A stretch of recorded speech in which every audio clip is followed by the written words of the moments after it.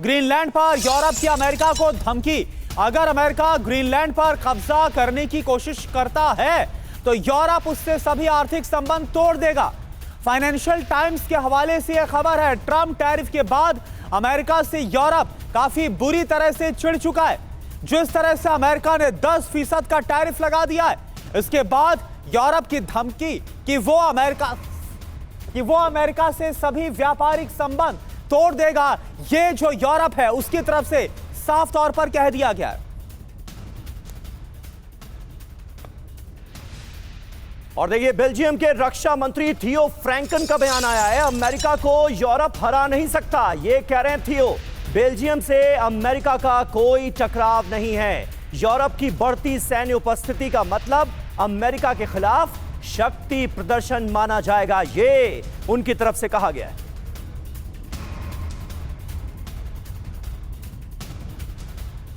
तो आप देखिए, ग्रीनलैंड को लेकर अमेरिका और यूरोप के देश आमने सामने आ चुके हैं।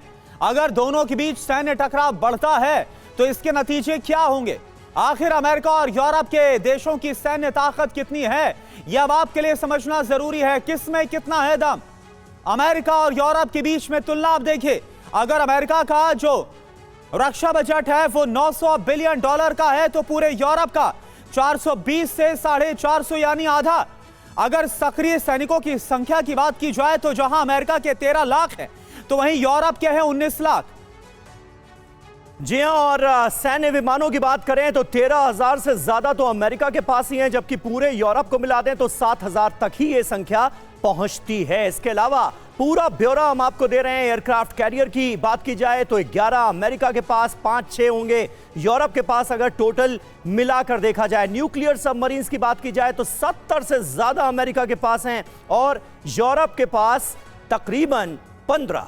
और देखिए, परमाणु हथियार में आप देखिए कितना बड़ा फर्क है। अकेले अमेरिका के पास, क्योंकि सबसे बड़ी परमाणु शक्ति अमेरिका, 5200 अमेरिका के पास परमाणु हथियार, तो पूरे यूरोप के पास मिलाकर है 500। सर, यह बात तो तय है निनाद सेठ सर कि अगर हम सैन्य ताकत की बात करें तो कोई मुकाबला नहीं।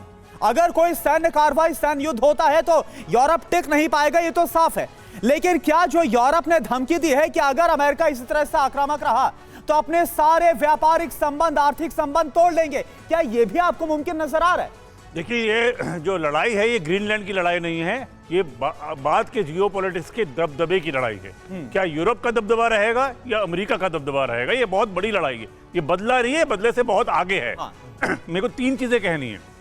पहली बात, अमेरिका और ट्रंप, एक स्टाइल है अमेरिका और ट्रंप का। फ्रांस बहुत बड़ी बड़ी बातें इससे पहले भी कर रहा था, जब उन्होंने फ्रांसीसी दवाइयों पे दबाव डाला था कि हम टैरिफ डालेंगे, और मैक्रोन ने कहा था हम 10 गुना और टैरिफ डालेंगे आपके ऊपर। वो नहीं कर पाए, उन्हें सॉरी कह के वापस आना पड़ा। देखिए, इस वक्त सारे के सारे कार्ड्स अमेरिका के पास हैं।